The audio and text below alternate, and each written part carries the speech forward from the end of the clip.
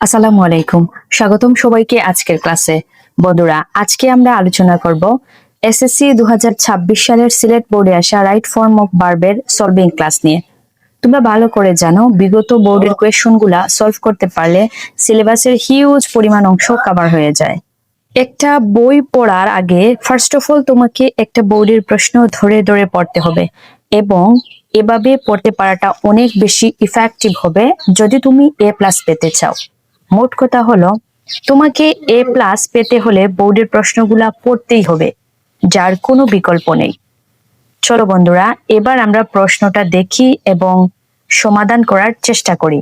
আমরা সবাই জানি রাইট ফর্ম অফ ভার্বের মার্কস হচ্ছে 10, এবং এটা প্রশ্নের 3 নাম্বার কোয়েশন থাকে। আর রাইট ফর্ম অফ ভার্ব একটা বক্স থাকে, এবং বক্স থেকে শব্দ চয়ন বা বাছাই করে তোমাকে গ্যাপ বা শূন্য স্থানে সঠিক ভার্বের রূপটা লিখতে হয়।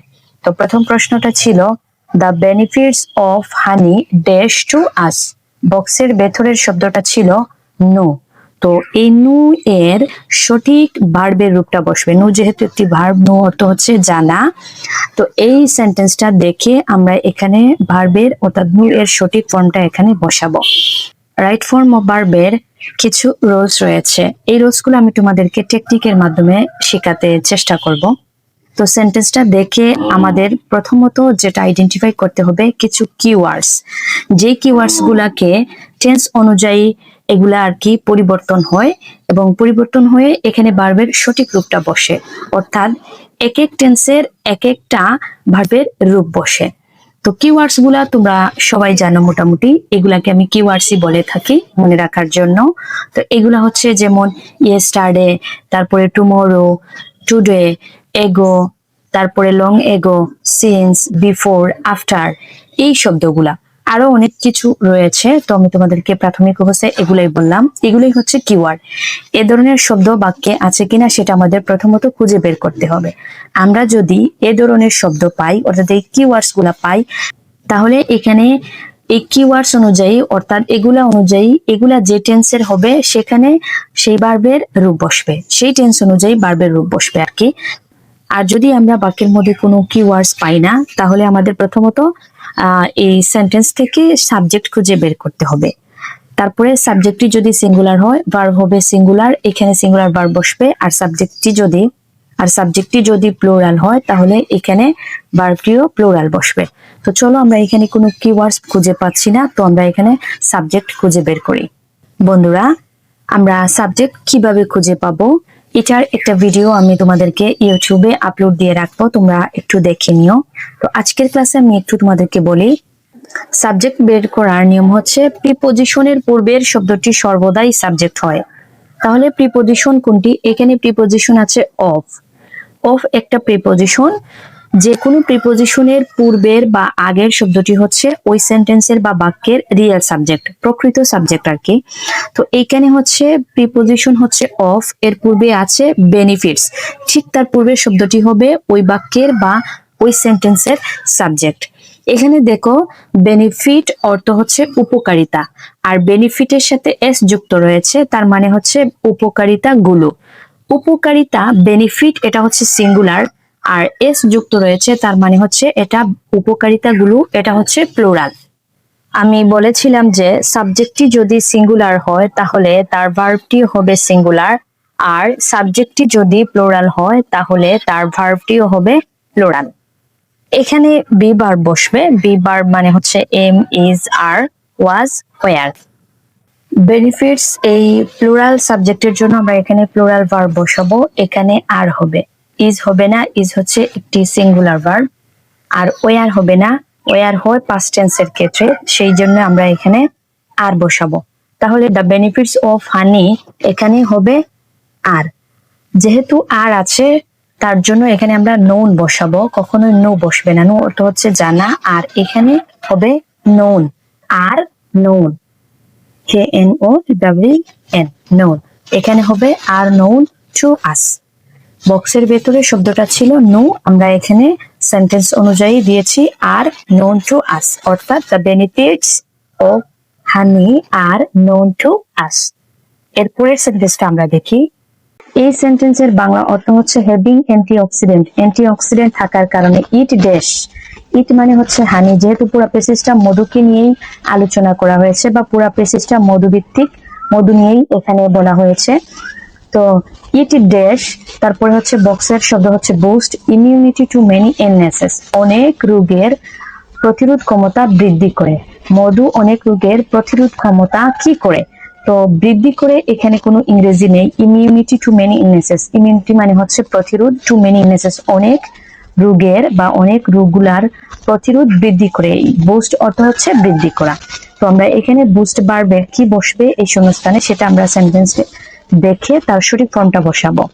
ইট সিঙ্গুলার, যার কারণে ভার্ব হবে সিঙ্গুলার। আমরা জানি ভার্বের সাথে যখন এস বা ইএস যুক্ত থাকে বা যুক্ত করা হয় তখন সেটা সিঙ্গুলার হয়, আর যখন এস বা ইএস যুক্ত না থাকে সেটা প্লুরাল অবস্থায় থাকে, অর্থাৎ সেটা প্লুরাল।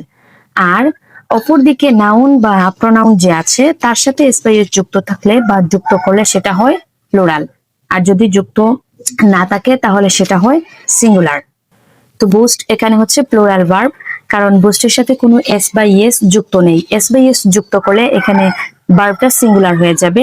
ইট যেহেতু সিঙ্গুলার সাবজেক্ট তার জন্য ভার্বটাও হবে সিঙ্গুলার, অর্থাৎ এখানে হবে বুস্টের সাথে এস লাগিয়ে দিলে এই ভার্বটা হয়ে যাবে singular. It বুস্টস immunity to many illnesses. ধন্যবাদ বন্ধুরা। এবার আমরা পরের সেন্টেন্সটা একটু দেখি।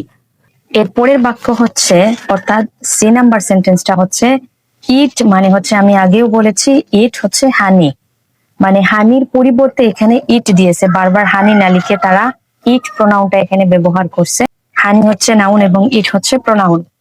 তাহলে ইট ড্যাশ, আর বক্সের শব্দটা ছিল think that honey might be beneficial for patients.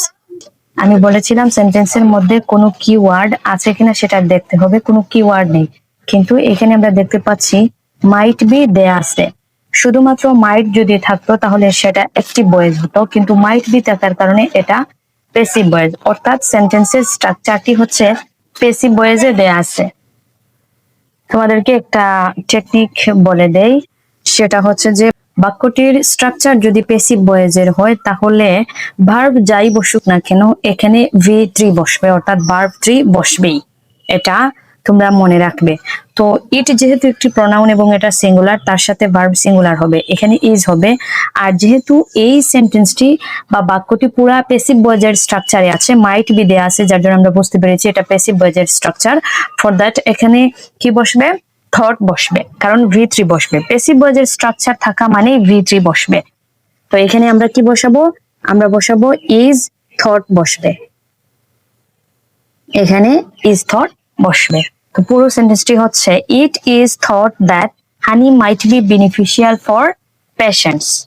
আমরা এখন পরের সেন্টেন্সটি দেখব, অর্থাৎ ডি নাম্বার সেন্টেন্সে আছে ইট ড্যাশ, বক্সের ভেতরে শব্দটি ছিল পসেসেস healing properties that can be a reliable cure for coughs and colds.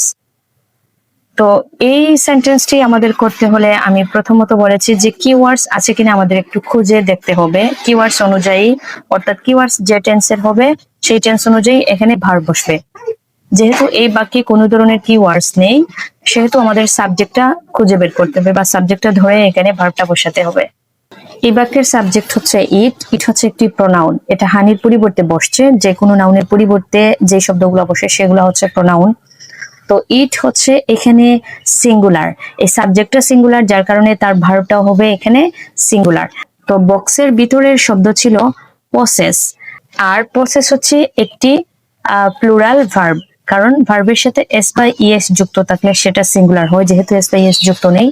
Possess হচ্ছে মূল একটা শব্দ, তো এটাকে আমাদেরকে সিঙ্গুলার বানাতে হবে, কারণ এস যদি যুক্ত হয় তাহলে ট্রিপল এস হয়ে যাবে। ট্রিপল এস দিয়ে কোনো ইংরেজিতে কোনো শব্দ নেই, এই জন্য এখানে ইএস যুক্ত হবে। তো আমরা এখানে ইএস যুক্ত করে দিলেই এই সেন্টেন্সের পুরা ভার্বটি সঠিক হয়ে যাবে, অর্থাৎ ভার্বের সঠিক বা রাইট ফর্মটি এখানে বসবে। ইট এখানে হবে পসেসেস, POSSESS, পসেসেস। It possesses healing properties that can be a reliable cure for coughs and colds. তো বন্ধুরা, আমাদের ডি নাম্বার বাক্যের সঠিক ফর্মটি আমরা পেয়ে গেলাম, রাইট ফর্ম অফ ভার্বটি পেয়ে গেলাম। এখন আমরা পরের বাক্যটি দেখব। এরপরের সেন্টেন্সটি হচ্ছে নাম্বার। এখানে দেয়া আছে হুয়েন ড্যাশ এবং বক্সের ভিতরে শব্দটি ছিল মিক্স, তারপরে উইথ লেমন। তাহলে হুয়েন ড্যাশ উইথ লেমন। আর এফ নাম্বার প্রশ্নটিও আমি একসাথে দিয়েছি, কারণ এটা হচ্ছে একই একটি সেন্টেন্সের শব্দ। কারণ এই হুয়েন থেকে শুরু করে মিল্ক পর্যন্ত এটা হচ্ছে পুরো একটি বাক্য, এবং এই বাক্যের মধ্যে দুটি গ্যাপ দিয়েছে। তারা দুটি গ্যাপ দিয়ে তারা বলেছে যে এখানে ভার্বের সঠিক ফর্মটা বসানোর জন্য, যার জন্য আমি এই দুটা সেন্টেন্স একসাথে আলোচনা করছি। তোমরা একটু দেখো।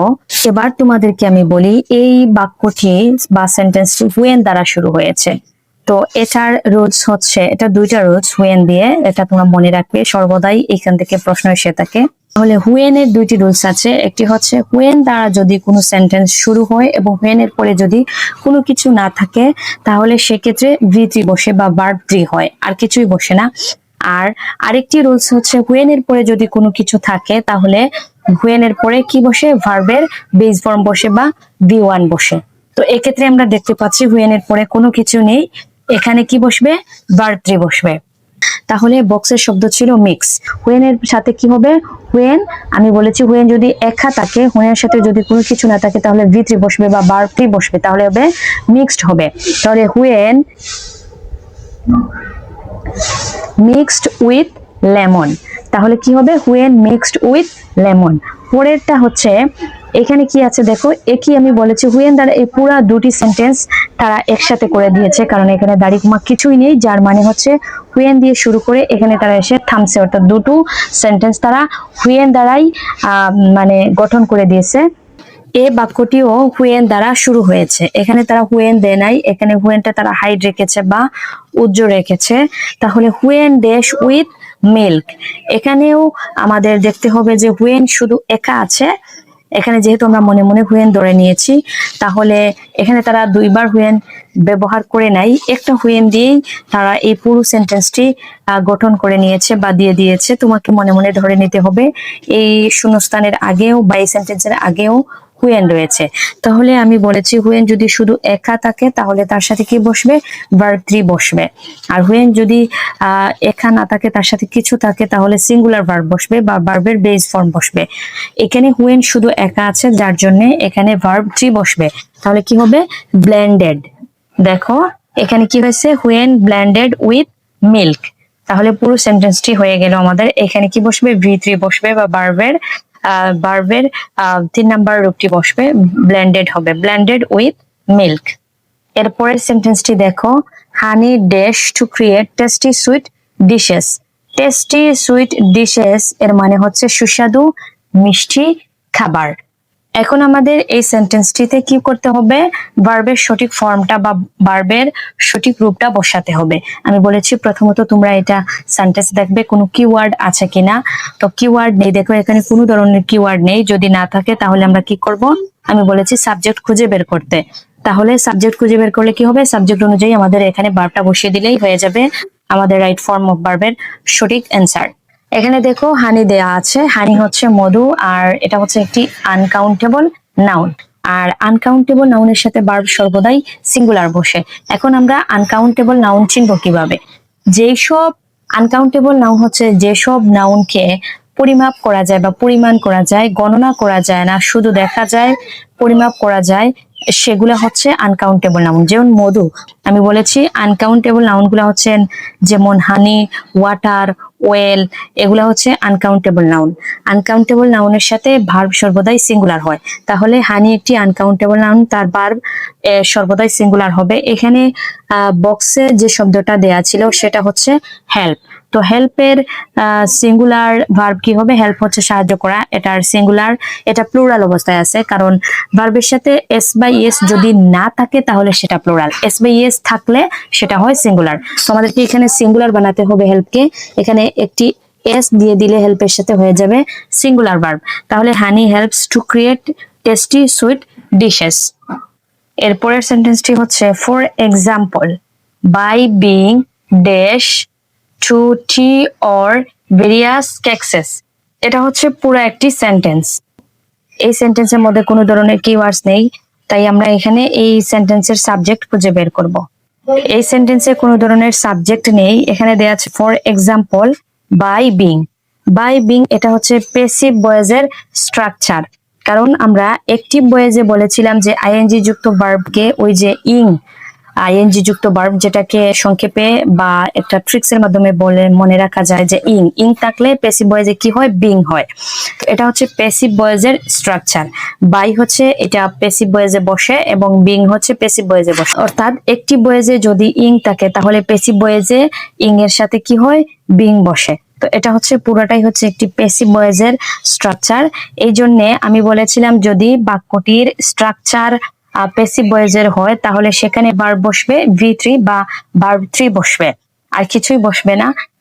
এটাই হচ্ছে একটি ট্রিক্স যে প্যাসিভ ভয়েসের স্ট্রাকচার থাকলে সরাসরি আমরা শূন্যস্থানে বা গ্যাপে কি বসাবো, ওই বক্সের শব্দের সাথে V3 বসিয়ে দিলেই হয়ে যাবে রাইট ফর্ম অফ ভার্ব বা ভার্বের সঠিক ফর্ম বসানো হয়ে যাবে। এখানে বক্সের শব্দ ছিল এড, আমরা এর সাথে ইডি যুক্ত করে দিলেই হয়ে যাবে ভার্ব 3। তাহলে এখানে কি বসবে, এডেড। এডেড বসালাম আমরা, আর কিছুই বসাবো না বা আর কিছুই বসবে না, কারণ প্যাসিভ ভয়েসের স্ট্রাকচার থাকলে সরাসরি এখানে V3 দিয়ে দিলেই হয়ে যাবে। তাহলে আমরা এখানে এই সেন্টেন্সের রাইট ফর্ম অফ বসালাম for example by being added to 3 or to various cases। এটাই হলো এই সেন্টেন্সের সঠিক ভার্ব। তো এখন আমরা পরের সেন্টেন্সটি দেখব। এরপরের সেন্টেন্সটি হচ্ছে উই ড্যাশ, উই দিয়ে এখানে গ্যাপ আছে, তারপরে অল এগ্রি দ্যাট। বক্সের ভিতরে শব্দ ছিল উইল আছে বক্সের ভিতরে শব্দ, এটা আমাদেরকে এখানে এনে সঠিক ভার্বের ফর্মটা বসাতে হবে। তো এখানে দেখো কোনো ধরনের কিওয়ার্ড নেই, তো কি করব, আমরা সাবজেক্ট খুঁজে বের করব। উই হচ্ছে সাবজেক্ট। এখন পুরা বাক্যটি পড়ে দেখো কি দেয়া আছে, সাবজেক্টের সাথে ভার্ব আমাদের বসাতে হবে।